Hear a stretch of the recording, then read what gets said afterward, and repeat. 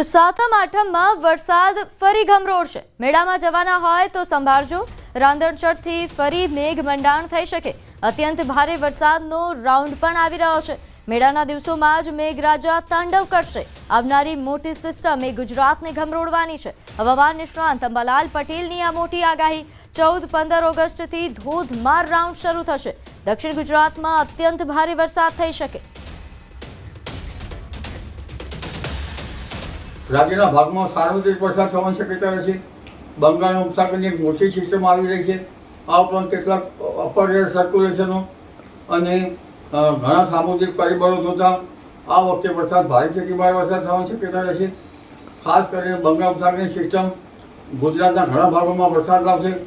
તારીખ 14-15માં પૂર્વ ગુજરાતના ભાગો, ત્યારબાદ લગભગ મધ્ય ગુજરાત, ઉત્તર ગુજરાતના ભાગો અને ઉત્તર લગભગ સાબરકાંઠાના ભાગો અને કચ્છના ભાગો તેમજ સૌરાષ્ટ્રના ભાગોમાં વરસાદ થવાની શક્યતા રહેશે। જેમાં દક્ષિણ ગુજરાતના ભાગોમાં ભારેથી ભારે વરસાદ થવાની શક્યતા રહેશે।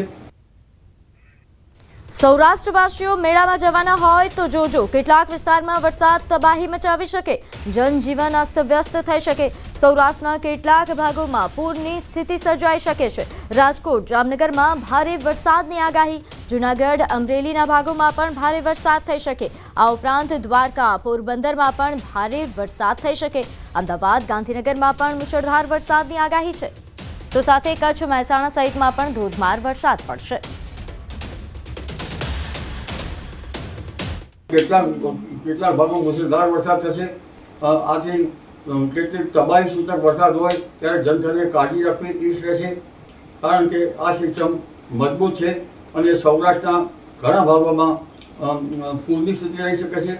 ગુજરાતના કેટલાક ભાગમાં પણ પૂરની સ્થિતિ રહી શકે છે।